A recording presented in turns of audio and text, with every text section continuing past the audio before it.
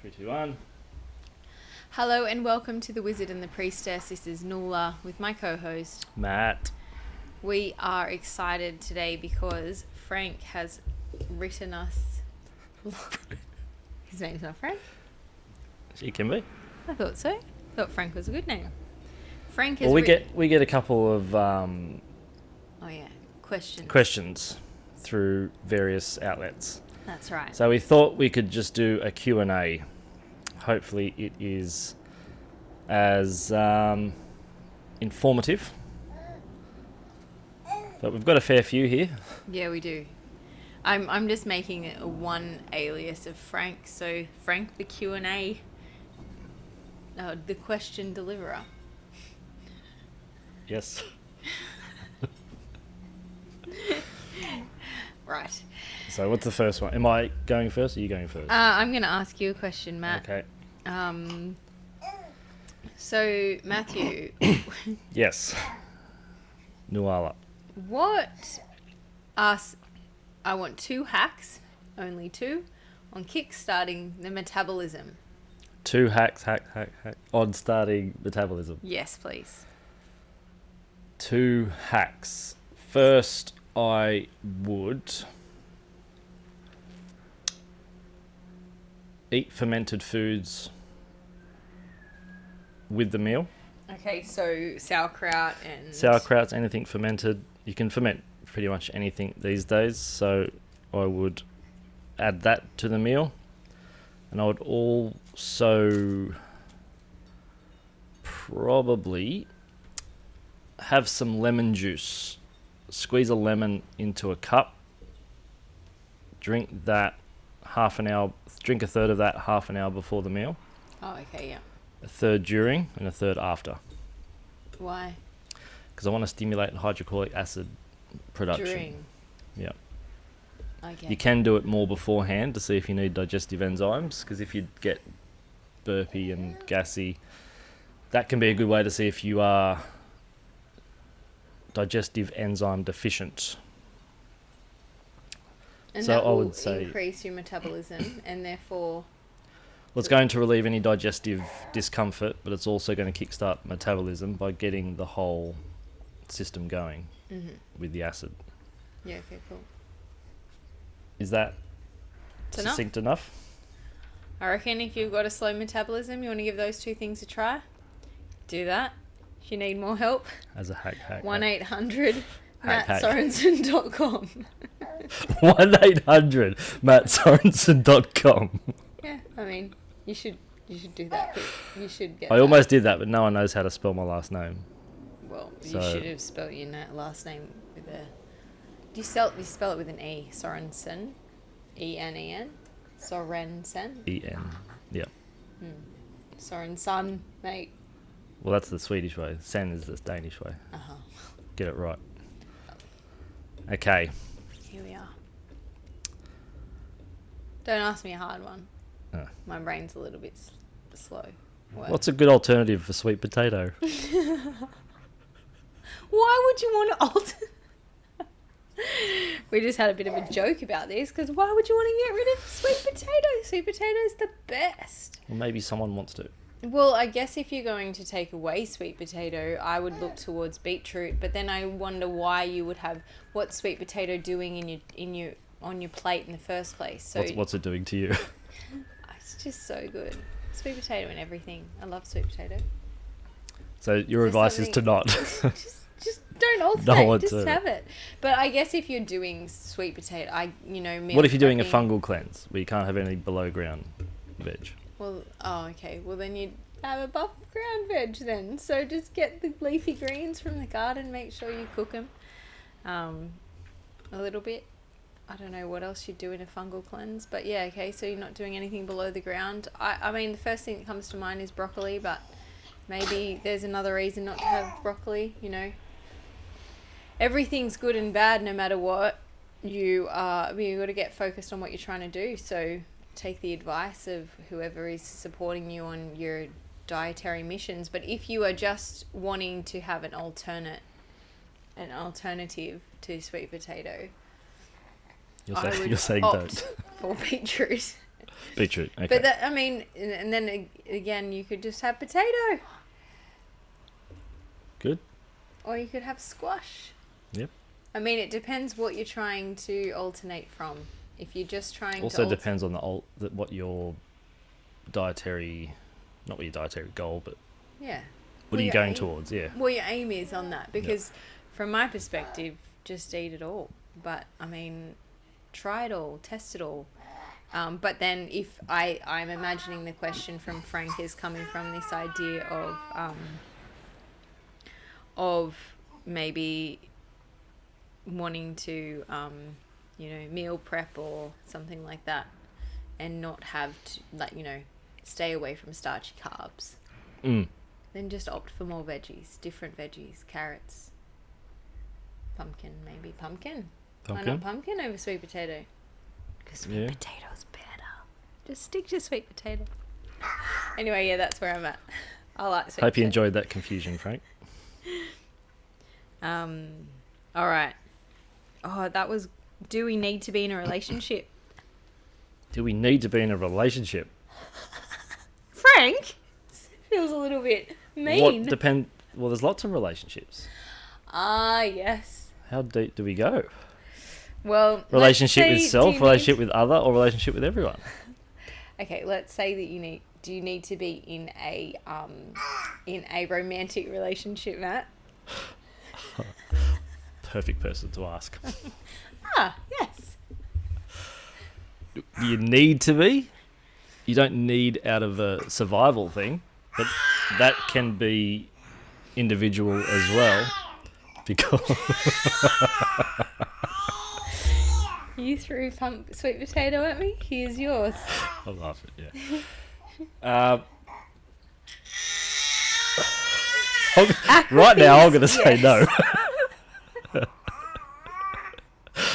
I don't think it's a necessity out of survival.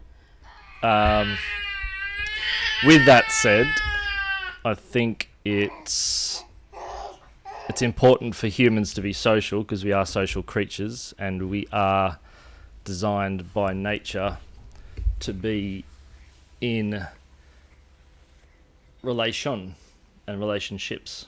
Yeah. So you don't need to be in a romantic relationship per se, but you do need to be in relation with other humans. yeah. I agree. She's got my feet. Show me the list.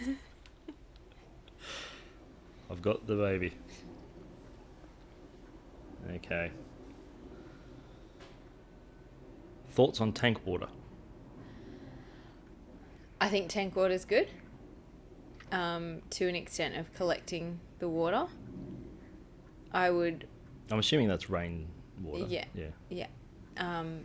And then I would be very particular about the way in which it was filtered before consumption. So, reverse osmosis is my thinking. And then, you know what? When I was, I used to listen to, I can't remember what the podcast was. What was it called? It was an American podcast. And anyway, I stopped listening to it because they obviously started to get owned by the pharmaceutical companies, and then so slowly it started to divert. But there was a lady on there, and she was talking about how she had created her own reverse osmosis filtration system, and yeah, anyway, that was really cool to listen to. And she had essentially was creating a filtration system that was as if it had been moved. The water was being run over rocks and moved. That's artesian filter. Right. Yeah. And then it was, anyway, it did a lot of different things. And then at the very end, it did this extra thing. And it was really cool, but I've never heard of anything that actually comes close to doing what she was doing to the water. Yeah. Do you have anything more? Well, that's what artesian spring water is all about. Okay. It gets percolated through the earth over long periods of time. Yep. And it's been remineralized by the rocks and the earth itself. It's been recharged, and then it's it's got a higher what's called TDS, total dissolved solid count. So if you have remind me, reverse osmosis, that take out everything? No, so it takes it out and puts back in. That's the whole point.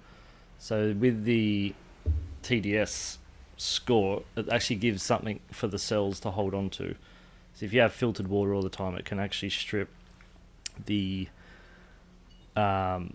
minerals out of the cells, so it actually goes extracellular, and that's why a lot of people cramp after they have filtered water for a time. But then if you add a bit of salt to the water, it remineralizes it. So ideally you want somewhere between 350 to 500 total dissolved solids, or TDS, in the water to make it go intracellular, so it has a detox effect. Okay. I guess when we talk about filtered water, we've got to filter the water in the right way, right? Yeah. Like we don't want to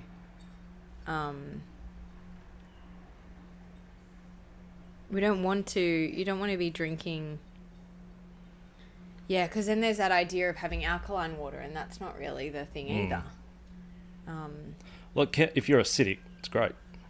Well, everyone's acidic, aren't they? So then, is it really great for everyone? I would say it's like distilled, right? Distilled will detox anything. Yeah, right. But it's good for about 10 days, distilled water, and then it starts stripping the body of the salts and the minerals that it needs to conduct itself. Yeah, right. So maybe reverse osmosis actually doesn't put stuff back into it, now that I think about it. Because I think the idea is the way that it moves the water. But, yeah, I really like that idea of the artesian spring water that actually is... because that's something this lady was saying, that water's meant to filter down like that. Yep. But then it also percolates up over time.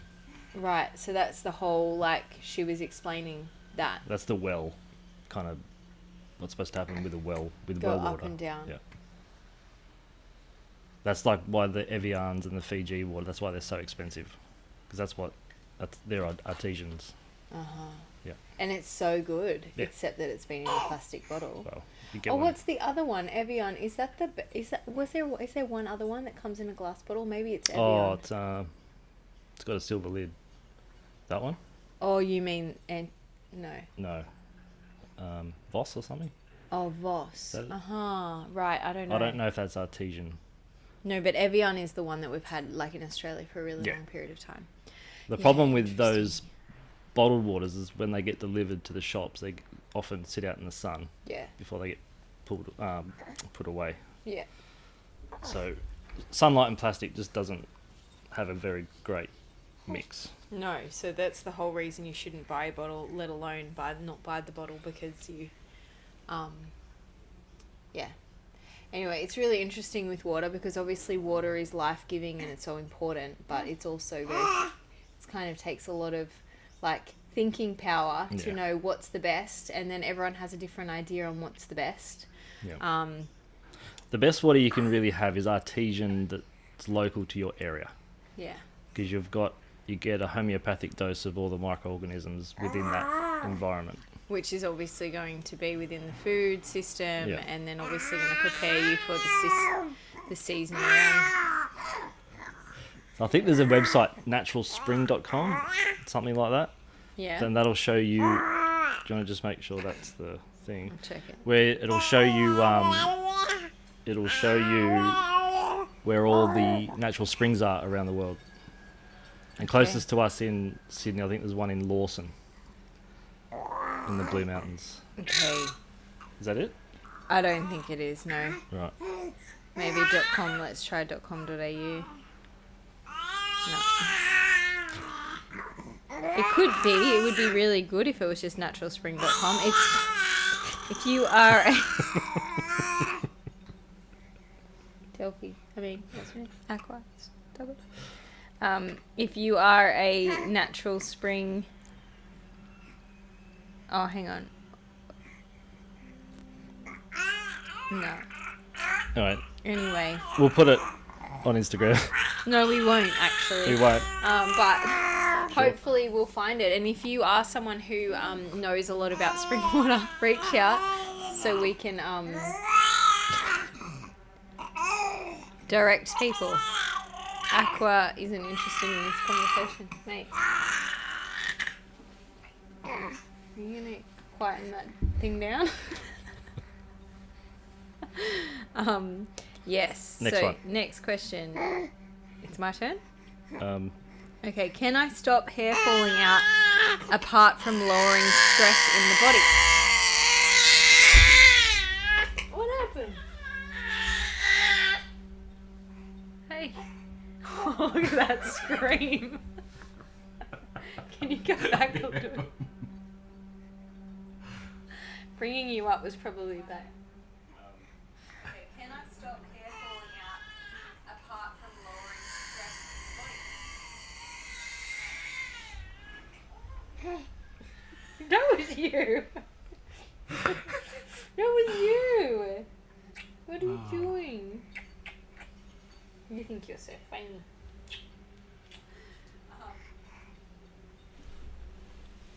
Oh. you're being so good. Really? You should probably go back a little bit and see what the other rest sounds like. Alright, are you still filming? Mm-hmm. Oh, shit. These poor people on YouTube. I guess you get a nice behind the scenes. We should charge them for the behind the scenes. If I knew how to do that, I would. Who would even want to watch this? I don't know. Dedication. We should do. We do get a few. We get a couple of viewers. Hmm. Your dad probably. No. Hey, Dad. He wouldn't watch this. You reckon? I reckon he is watching Oh. secretly. Guarantee you he's not. In this quiet time. Hello. Too busy doing maintenance around his house. Do. Hear that, Dad? Matt's getting annoyed. Huh? All right. Are you good? Are you? Shall I put you to sleep? That's a bit harsh. Jesus. Joking. Let's go to the farm. You know, I had an ex that happened, A what? and not him, but his dog. Oh. Well, I thought I had an ex where I did that. That's what I heard. Like, Jesus. Yeah, straight to the farm. All right. Okay, she's quiet. Let's go. You're about to ask the question. Yeah. Okay. What was the What question? was it? Is it the hair one? Oh yeah. All right. Yep. Ready, set. Can I stop hair falling out apart from lowering stress in the body? I can't remember the hormone that is responsible for hair loss. Oh, it's going You to should look that up. I will. Essentially, yeah, stress is a big one, but genetics is also another big one. It depends on what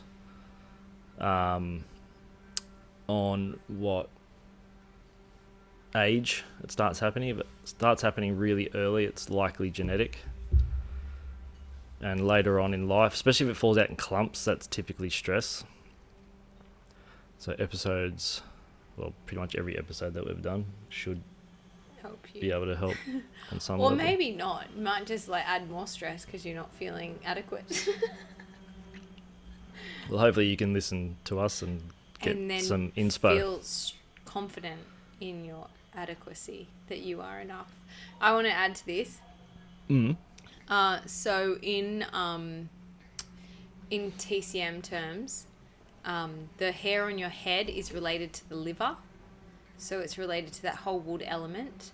And so if it is that... So if it's thinner hair, is that a liver issue? If yes, it goes it can thinner? be. Yes. Okay. And you would... My liver's fine then, because that's thick as. Good for you. Thank you.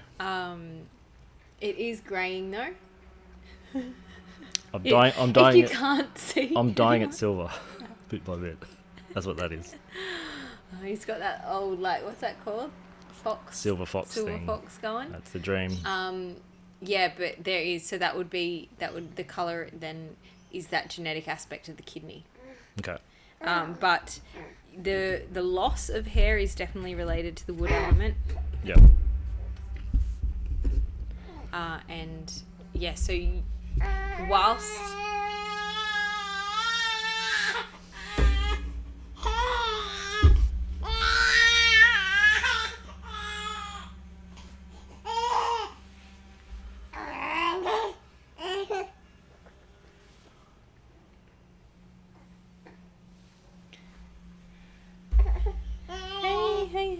Come on, just have your milk. Yes, whilst. You know what you're saying? Yeah. Go back a little bit further. Yeah. Yes,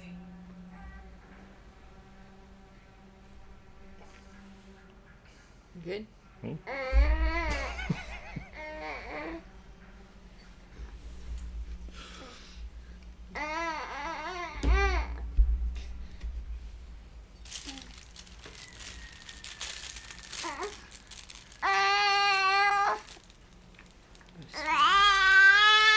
Oh, baby boo.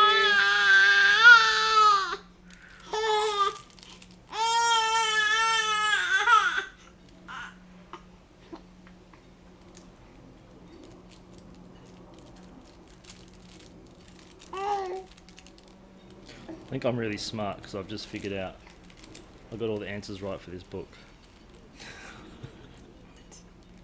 I know where my nose is.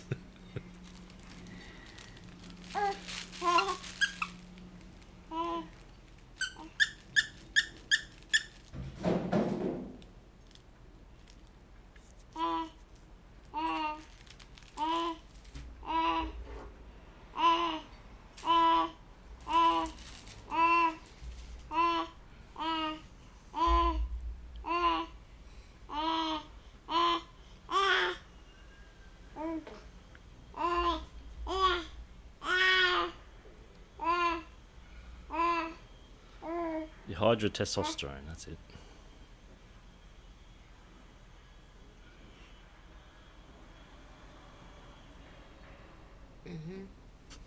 Great. Glad we got that. Alright. Okay, let's see. Are you done? You want more? Yes, no, maybe. What do you want to do? Do you just want to sit and watch? Can we get those keys back? Can you reach them down there?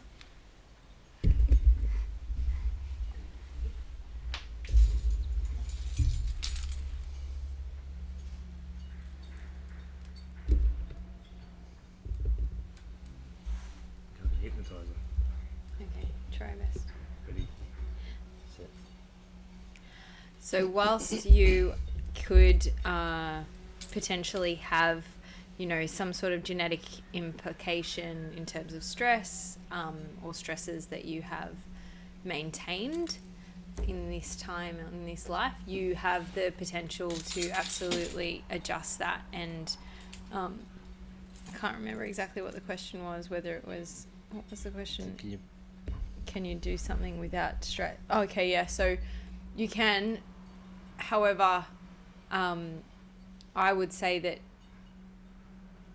holistically, or at least from a TCM perspective, we want to rebuild the yin aspects that are depleted by the stress. And so if you can't just reduce the stress, you have to actually nourish and nurture that wood element. Well, that ties in with hormonally because it's dihydrotestosterone, which comes from a DHEA, which is an anabolic hormone. Yeah, right, yeah. So that's yin. Yeah. Yin factor. So yeah, absolutely. So I would say that yes, you need to reduce the stress, and that stress can be innate. So it's like intergenerational stress essentially that you have to I don't know if I would like to call it intergenerational, but it's like everything has some aspect of your parents that, whether it's genetic or whether it's environmental, that has been, you know, layered onto you as a human, and then you have to decide whether you're going to brush over it and pretend that it's not impacting you, or actually lean in and do the work to overcome it. And that's where, yes, we need to, you know, one person's stress is another person's power. So we've got to kind of understand where our own stress lies. So if your hair starts to thin or fall, and you're like, oh yeah, my dad has that as well, and every man in my lineage has that, or every woman, or whatever it might be, then, and you just accept that as, okay, well, that's just how it is. I'd be really diving into, okay, reducing the stress, or what's your perceived stress, and then also strengthening your like rebuilding the yin or the DHEAs like you were talking about there. Yep. So I don't think it's just about stress management. You must nurture and you must rebuild as well. You need to nurture the yin, which is the actual formation of the physical. Okay. And that there was another question. There was another question about grey hair in there as well, and I'll just touch on that, which is the greying of the hair on the head. Oh, is it a sign of nutrient deficiency? Whether you could maybe touch on the nutrient deficiency, from my perspective, the greying is the indication of the kidney jing well, like the jing is starting to... What's the jing? The jing is your overall longevity or vitality that you So it's going down. and you know what, it can be adjusted, because this is the power that is, at least from a TCM perspective, we have the strength to tonify, not necessarily the jing, but we have the strength or the ability to tonify and adjust the kidneys so that you can actually work with what is innately inside of you, and that is like the essence of qigong and tai chi and all of those things, is actually brightening the chi, so you can actually have the ability to... Is there a DIY life hack? Well, you know what, we talked about that rubbing of the lower back every yes. morning, so that kidney... 200 times? 200 times, yeah. Something like that. But also, it is a matter of living a happy life. So where are you not happy? Ask yourself that question. Where am I not happy? And move towards happiness. And I think we really, we diminish that question every day. We're like, oh yeah, well, I can't just have everything. You know, I can't just pack up and move to Bali. Do you think... I can't just sell my apartment and move to Bali. Do you think we strive for happiness, or we actually strive for being invisible and being... Sorry, we don't strive for wellness, we strive for no pain instead. Yeah, right, because we're luxuriating around our what do we call that? Our comforts, instead of actual deep happiness. Like, for example, I was up at my friend's not so long ago, and she's just got this beautiful garden, and I cannot tell you how content I was by sieving the soil for her to then put the seedlings into. Strangely therapeutic, isn't it? Oh.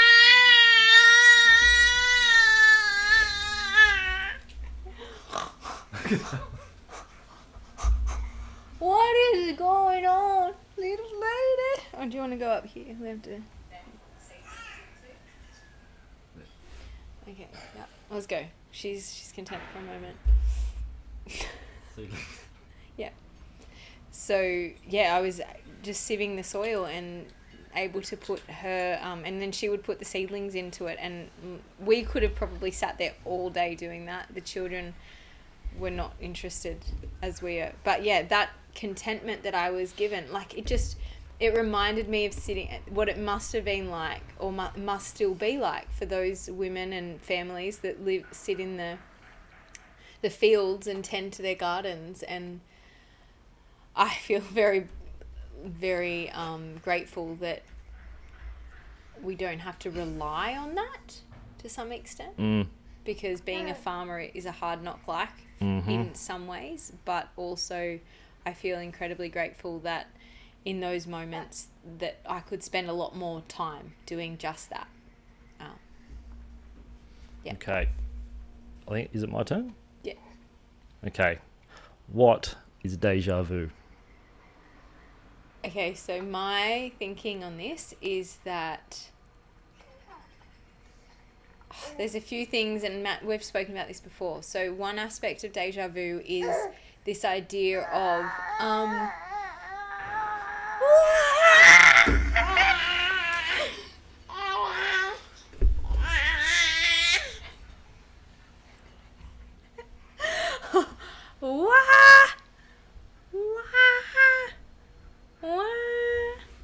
I think she knows. Where are you up to with the play? Because I don't know what else. Go back just a little bit further.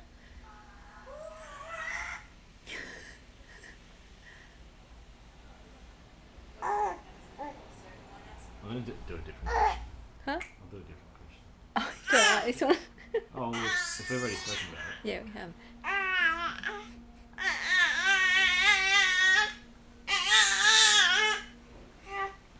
What do you want to do?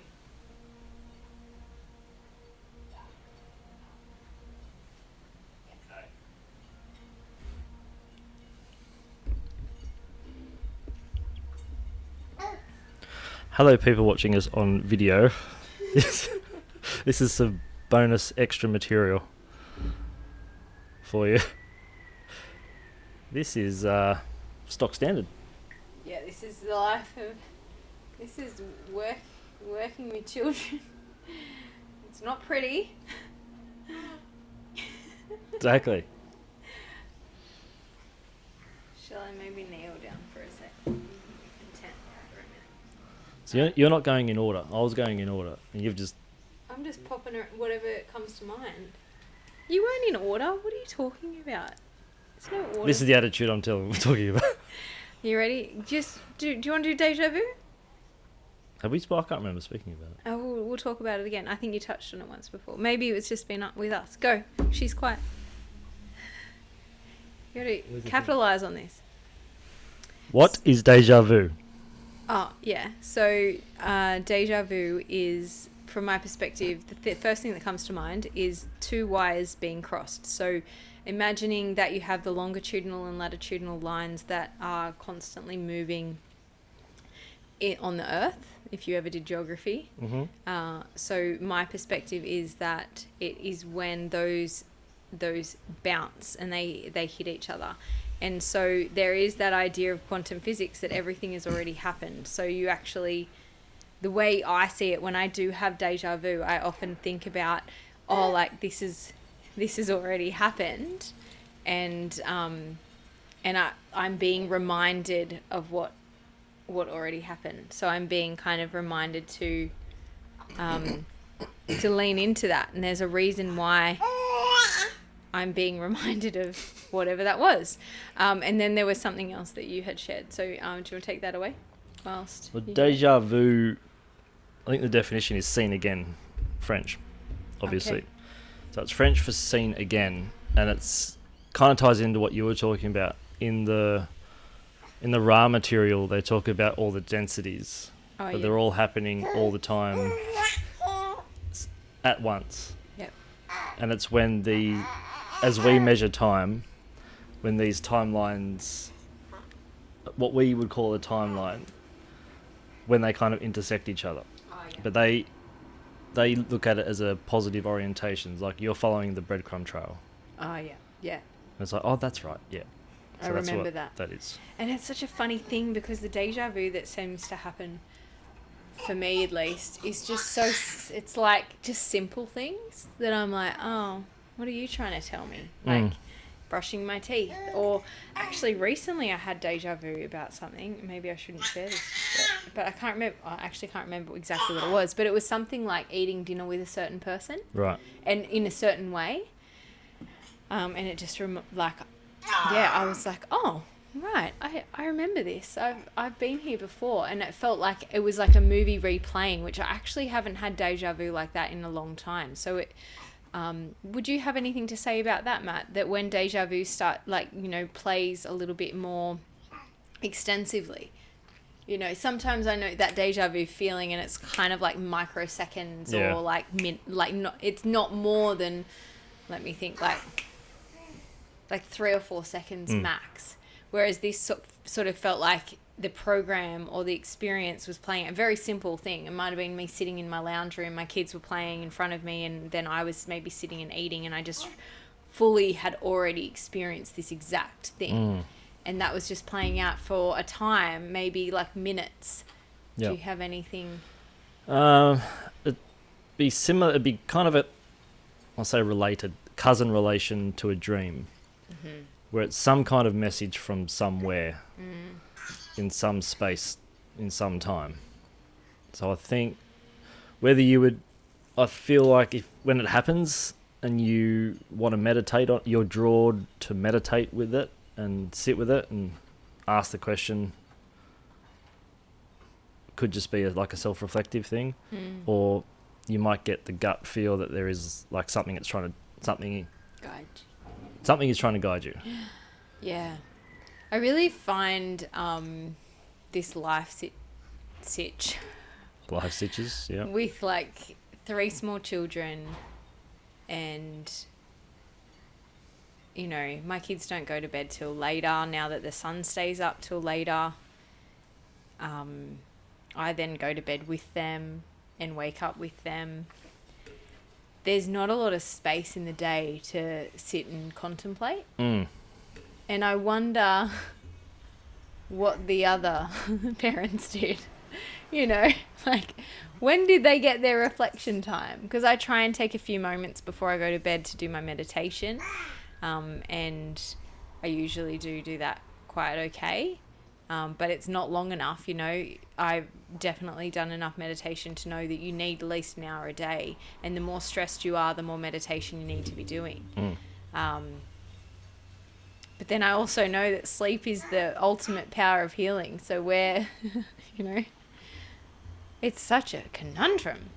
I just need a nanny. A nanny. Anyone out there wanting to be my nanny? Hit us up. Hit us up, yep. 1-800-MatthewSorensen.com.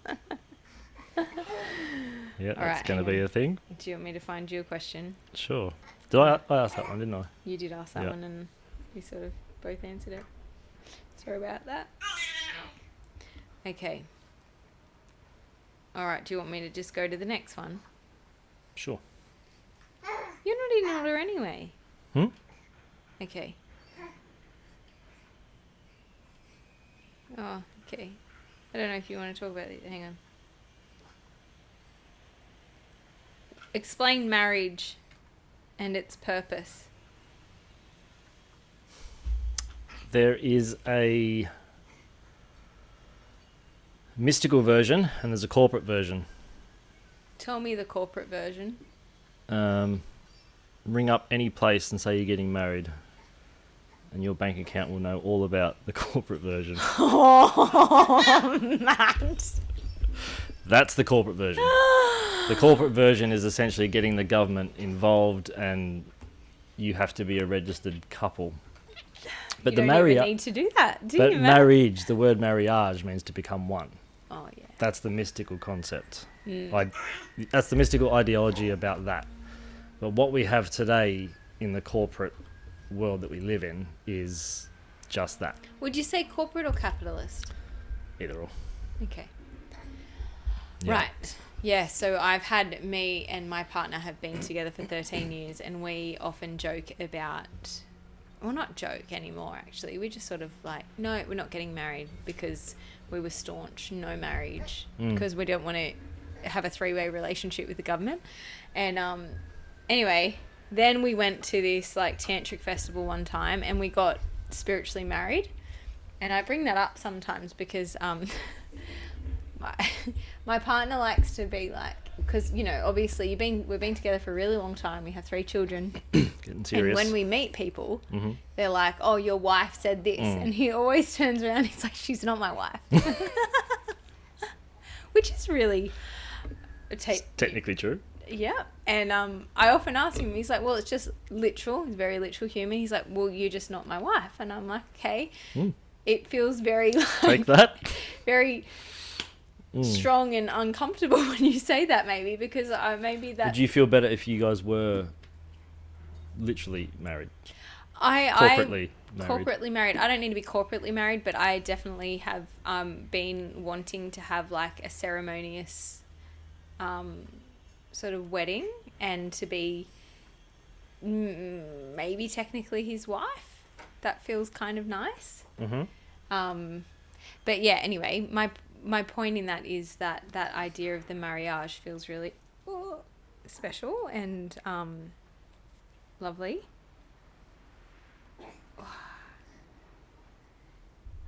Okay. Yeah. So you would just say that? Is that all you needed to say about that? Do you think it's a Christian construct, or do you think that mariage didn't come from Christianity, but I think, like anything, it's been it's been written in scripture. It's been originally intended to be interpreted one way, more of a metaphor / mystical viewpoint, but then it's been interpreted to what it is today. And I think the people... What's the divorce rate at the moment? I can Like give you a quick- 50-50, something? Yeah, Ish, I don't know. yeah. I think in the West, I think it's around 50%. So I know from having 4 sisters, I can tell you a lot of young women. 45.6 for men and 42% for women. Oh Right. no, sorry, that's the age. Men are getting divorced at 45 and women are getting divorced at 42. Interesting conception, because that is a point. That is the cycle. That is the 42. What's the average age people get married? Oh. That isn't currently written down. Oh, yeah, 25 to 29 years is Well, there you the go. common age to Yes. be So married. that you're still figuring out who you are Yeah. at that age. And I think somewhere between 25 and 35 is a really weird age anyway, just because you've been around long enough on this earth. You think you know how everything works, but then you hit your 40s and your 50s and your 60s, and it's like you'd give anything to tell your younger self certain things and give that person advice. I don't know what our culture says about marriage at the moment, but I was engaged, and I got engaged because I thought that was just what you're supposed to do when you hit 30. So I was playing along, but then realised that the person I was with wasn't for me. And then just, we had to both go through a lot of pain for that. But I could have just gone along with it and been married. I would have been married 8 years now if that was the case. And I'd probably be really unhappy. And then probably have children and then showing them how not to have relationships. So, Yeah, well... which is quite it's not a Christian construct, but it's very commonly Christian trait. Yeah, I think a very common religious trait. I wouldn't necessarily put that down to Christianity, but I wouldn't see it as a bad thing. I think that we also are spoilt for choice, and society is shifting so much that it's giving us that power to actually make a decision that isn't what our grandparents or people ahead of us. So I think there is a much more fluid romantic relationship acceptance in society. It is much more fluid, and I think for everything there's pros and cons, but I would say there's more pros to having that fluidity than there are cons in many ways, because it allows people the richness of experiencing life. We do, however, know that when children are involved, it has an impact, because the value system must shift, and if that value system shifts before the ages of 7, being that mum and dad live in the home and this is how we work, and then the value system would generally shift, because obviously if 2 people can't work it out together, they're then going to go and live their life separately, and then their value system is going to probably be different, because that's the reason they didn't hold or maintain a relationship in the first place. So then this child is going to be split in 2 directions as to what is available here and what is available there, and so the fluidity in that is probably, that can be a con. But then the positive of that is that if mum and dad aren't working well together, hopefully, ideally, they're going to iron those things out and be able to work it through, and like both parents actually really want that, Was the thing with that, both parents need to be adults Exactly. for that to happen. Yeah, and that's a big one. That's a difficult thing, because how many, we spoke about last week, didn't we, about how many people actually graduate past 12 years old.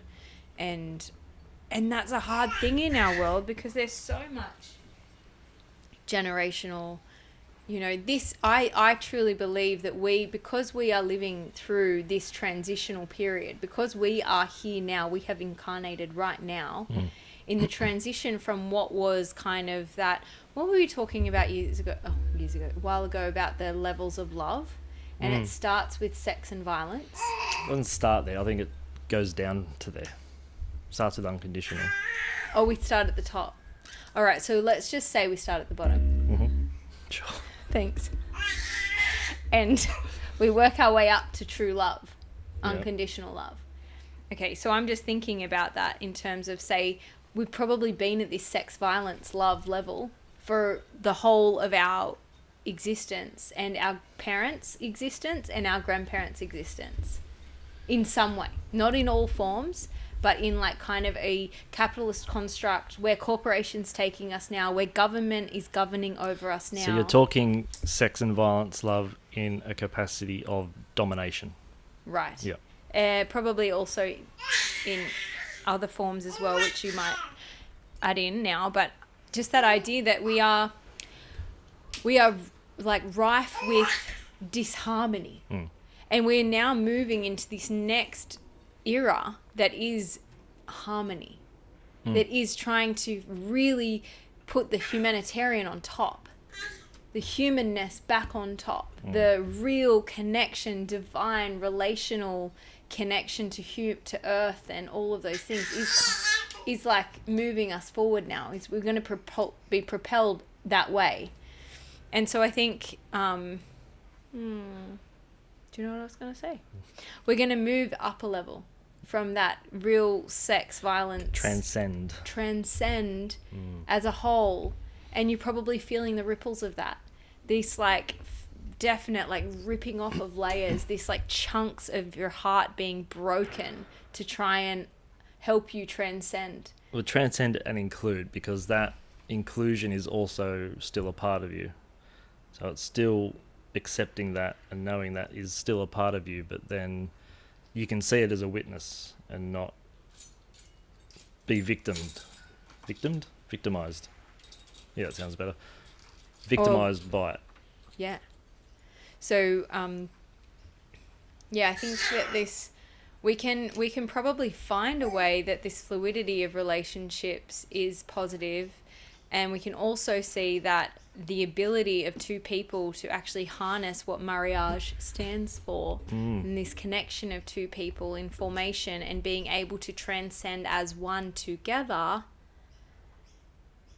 may or may not be the way. But I mean, it'd be very funny if dolphins, you know how we write about animals and we're like, oh, the dolphin finds its mate and lives for life together. You know, imagine the dolphins are writing books about humans saying the same thing, and then all of a sudden they're like, we've had to change our history because the humans actually don't just find a mate and stay together and procreate. Do you reckon they'd be written in Finnish? Finnish? Could be. I mean, Dolphanian maybe. Ooh. But yeah, like, you know, imagine those books being written about the humans. Like, I don't believe it is a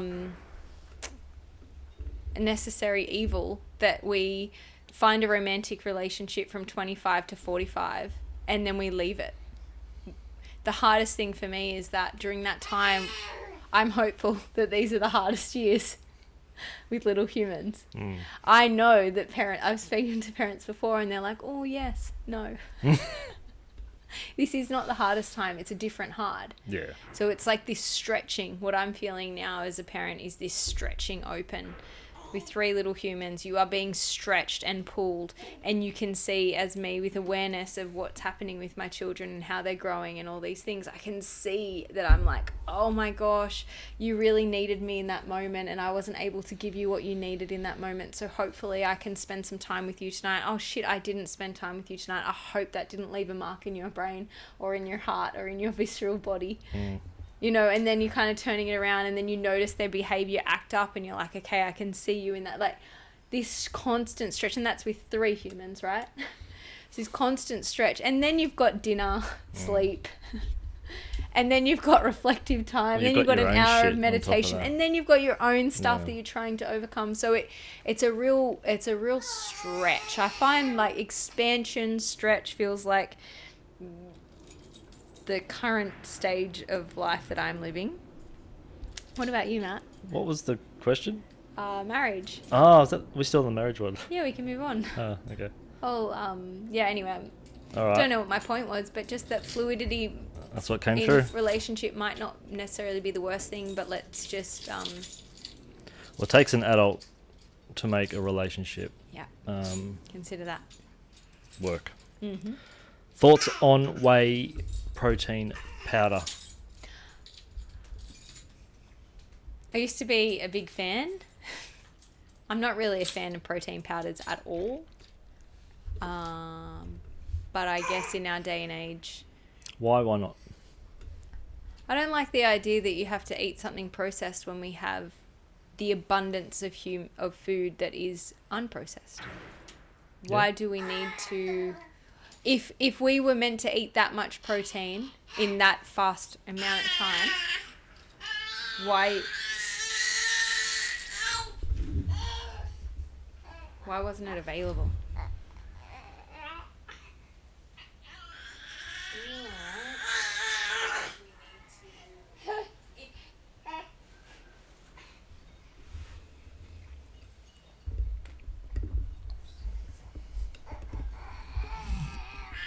My knees are getting sore.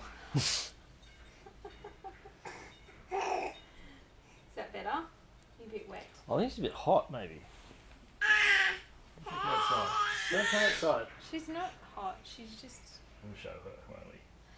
We'll show her who's right. She just needs Yeah, maybe she's her own child. Whatever. some air. Ooh, that's nice. I'll just do it from out here. Okay, good.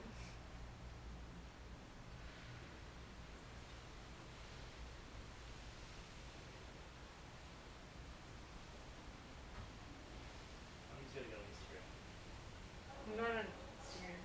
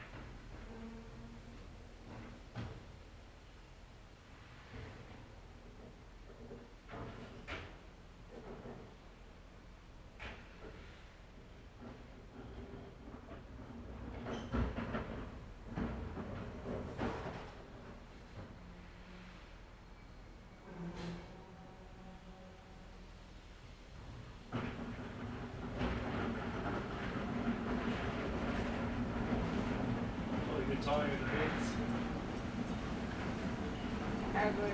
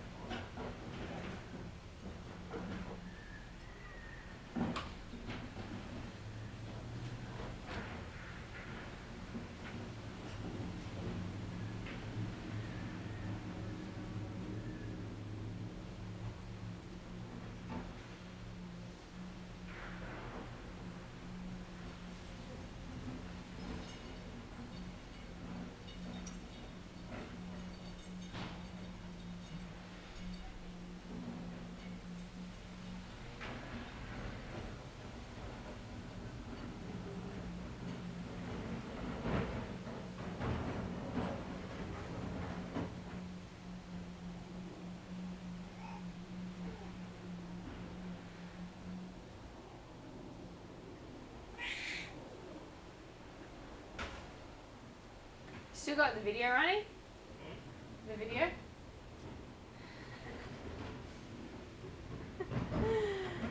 Oh, I'm just watching how they make these cool things. Anyone else want to see? What are you doing? Pretty fun, huh? How they do the art. It seems so strange to me that they like do these things. So like, why do they do the way they do it? It's like they just added so much extra work for themselves. Alright, she's good. Should we get started? Should I close that window a little bit? Oh, it looks actually pretty beautiful, hey? Oh yeah.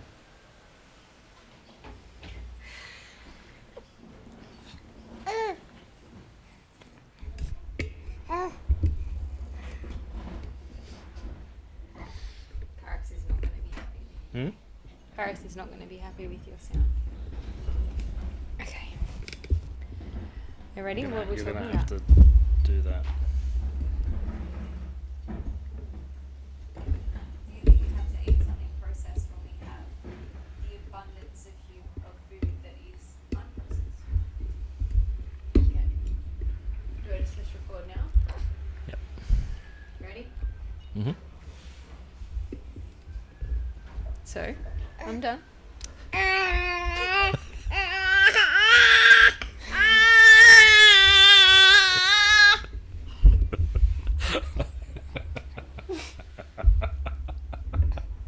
What do you do, little human?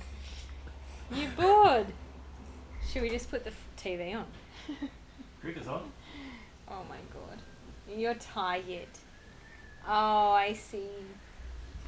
I see, little girl. I love you. I don't like the idea that you have to eat Here, do you want to go to sleep?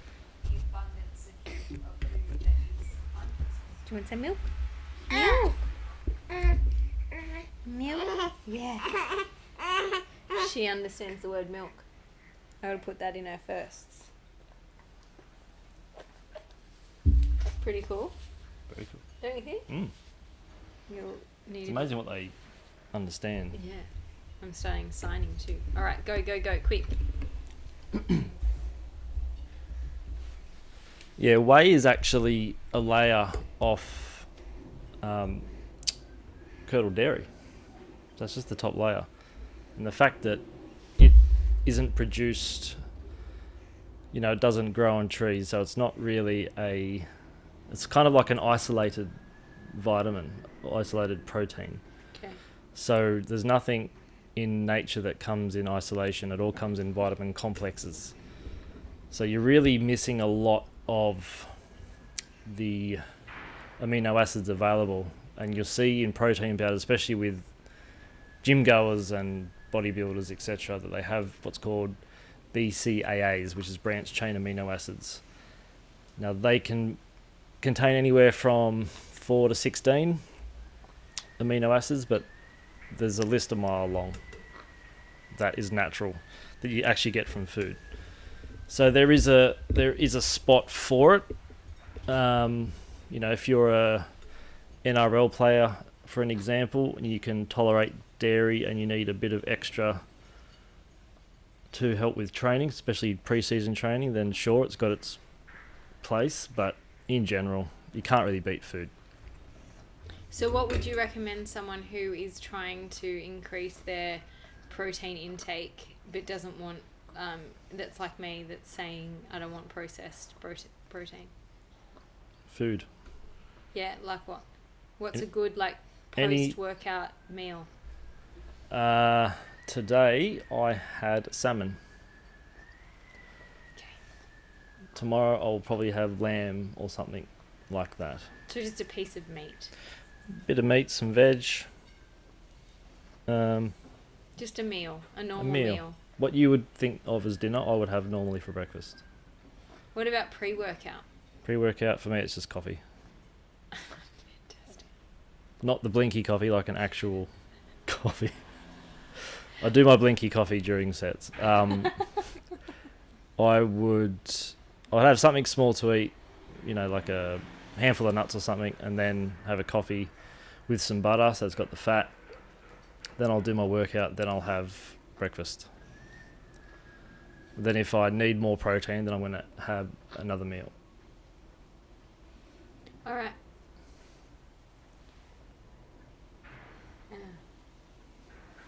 How do you meditate? There's many ways to meditate. First of all, you have to be present. Or, no, we'll go before that. You have to desire to... You have to have the desire to meditate. And then... Well, there's lots of ways. I think my favourite way is just to sit or lay down and go into it starts with a contemplation for me, maybe a reflection. And then, firstly, because I've got a very busy mind, I will let all the thoughts that want to crowd that, I'll let them go first, but I'll acknowledge them. So if it was right now, I would acknowledge the thought, okay, I can hear the wind, I can hear the clock, I can hear a child, I can hear the traffic, I can hear the birds, I can hear the thing next door, the wind chime, all those little things. And as soon as I acknowledge it, it comes and goes. And that frees up my, I guess, the unconscious bridge, which would be the subconscious, and just allows that to then allow it to go wherever it goes. But for me, I need an intention when I meditate. So I want to get some clarity on something. I want to feel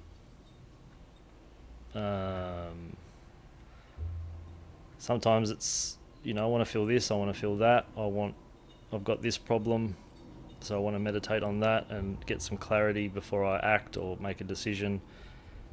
Whatever it is, the intention sets the tone. And if I've allowed myself enough time and space, I can get into the zone.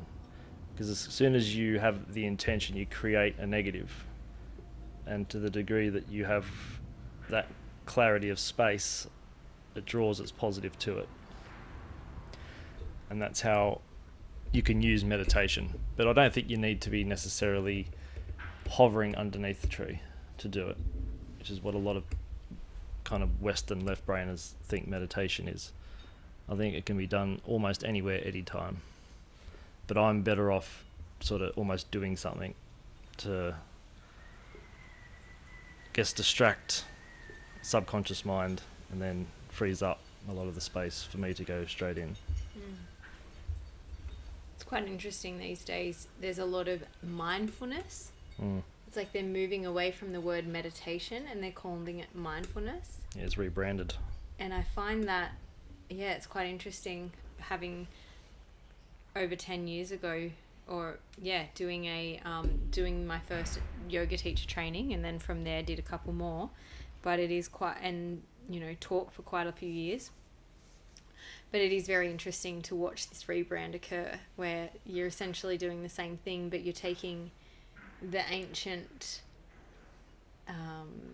wisdom from it and making it Western, or like acceptable from the Western mind. And it's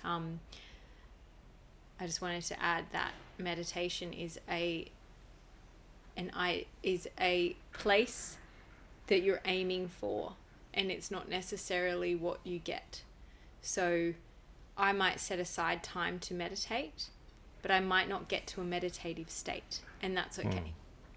And therefore what I get is I breathe, I slow down my nervous system, I land into my body, I calm my thoughts. I'm not someone that goes in with a question usually. I don't go in with an intention, which I probably should start doing. Maybe I'd get more out of it. But I just am using it like that, in a sense of landing and allowing myself to soften, and then I allow whatever comes up to come up, because a lot of the time for me it's my left side brain that is just like pushing and charging. And so I find if I just let that go to the wayside and focus on my contemplative state, I feel mostly gratitude, and that I think is the depth of all things, right? To come back to love and truth in gratitude. Yeah. Moving right along. I think we've got... Is it my turn? Maybe it's mine. We'll do one more each. Okay, go. Am I asking? I can ask. Do you want to show No, me? you asked me that. Oh, okay, Did you I? asked me. Yep. How do I stop negative thoughts or uncertainty sneaking into what I'm trying to manifest? You have to accept them and allow them to move. Let them sneak in.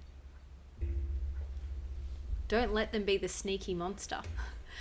I think that's one of our biggest pitfalls, is that when we have negative thoughts, or when we have something that doesn't feel like it's in alignment with what we're trying to aim for, we try and I'm absolutely a victim of this, or what would I say? Guilty of this. That I can be like, oh damn it, I was manifesting the thing, and then now I've had this bad thought that's telling me that that's not the thing that I wanted, and shit. But it's actually, don't let it be the sneaky bad thing, and just be like, there you are, hello, thank you, not for me. And then I continue on my trail. I think that's one of our, it's a big pitfall to really, like, what do you call that? Anarchize? Is that a word? Make that thing so bad. Oh, yeah. It's like you over-exaggerate its badness. It's just mental inflation, isn't Yeah, it? instead of being like, oh yeah, okay, I see you there. And you know what? It's just your subconscious reminding you of where you actually are at, and getting you, and then if you have the strength to re-vibrate against it and say, oh cool, thanks for showing me where I still am. Thank you, but no thank you. This is actually the path that I really want to be on, and this is the way that I really want, and this is my avenue, and this is what's shining for me, and it feels good for me, and I'm going to keep moving in that direction. So instead of it being like, I think that's the same, I'm going to take this in a different direction, but with my children, and they my older daughter, she's 5, and she started to, she's playing with truth, and instead of making what she says such a big, nasty, bad thing, I just accept her in that. Like, oh, I see that. I see how you're playing and bending what you want to be true or not. And that's okay. And then she will give me quite a funny response that I'm not expecting most of the time. And she's like, yeah, so I just thought that would be more fun if it was like this, or, But I know, like, that for me, when I would, when I started playing with the truth as a child, it was hard, it was wrong, it was, it was definitely not the right thing to do. And I'm not saying that is. I think it's important that you as a parent, you can see when they're not telling the truth, and you should point it out to some extent, potentially. But don't let it be the sneaky thing that no one talks about, that everyone hides away from, that everyone shames and is afraid of. It's just like, oh yeah, that is. We all have intrusive thoughts. We all think and say things we probably shouldn't, maybe. Yeah. I mean, I think I can't remember if we touched on it last week or the week before. It's Arthur Young's model of name it, blame it, tame it, and you just basically describe that. Uh-huh. You name it. Thanks, Arthur. You can name it, give it a name, have a relationship with it, because the more you ignore it and kind of put it aside, or what am I saying? Suppressing it. Yeah. Then it's going to grow, and the more unknown it becomes, the more scary it becomes, the more power it has. But if you name it, it's like you've got power over it already. Then you can blame it, say thank you, that's, I don't know, Nuala, for for showing me where I'm out of balance. Or everything I'm doing wrong. So welcome. So welcome. But I'll say thank you where I'm out and leaking power or whatever. Yep. Thank you. I've got it from here. You can go now. Hypothetically speaking, of course. No worries at all, Matt. So We yeah, finished there. the old name it, blame it, tame it trick. I think it works really well, and it's sort of quick. It's well, I can't say it's easy. It takes practice. Yeah. But the more you practice it, the more efficient at it you'll be. Yeah. All right. Lucky last. Let's see where we go here.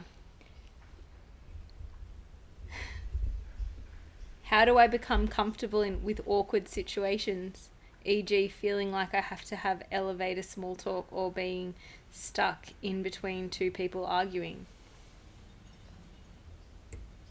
How do I stop being in awkward situations? Can you say that again? How do I become comfortable? Comfortable. Some people call me awkward. Can you believe that? So strange. How could they think that there was I think I'm normal. It's everyone else's that's weird. Yeah, I mean... How do you become comfortable? First, you got to be comfortable within yourself, and then once you're How comfortable, do you do that? Well, listen to episodes. Well, one we did on self-esteem, Yeah. sabotage, Mm-hmm. and mental health. Yeah. Those episodes. Being comfortable within yourself, because what's really happening is if you're in an awkward situation, that's a situation where you aren't able to handle yourself. So you're not maintaining your own center. So if you're in an awkward situation, it doesn't matter if you're in an elevator or between two people or kind of whatever that is. If you've got a sense of self in that space, then it won't bother you. But then how to get there, after listening to those episodes, it's really being comfortable with who you are. Episode 35. Episode 35. What was the other one? Sabotage. Episode 8, 35, and the 20. 8 is Life from the Shadows. And 20?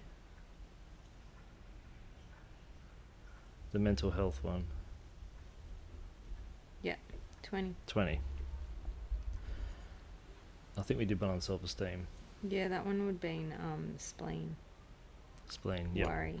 Episode 14. 14. So what were they? 8, 14, 20 and 35. That'll help you to... That's where we go deeper into how to maintain a sense of self. Yeah. So it's the knowing the self, which can take practice, but it's worth practicing. Accepting the self, and I'm not talking about accepting, just who you are as a person, accepting all the light and all the shadow of it, acknowledging that is a part of you. We've all got a bit of Bill Gates in us. We've all got a bit of Gandhi in us, and everything in between.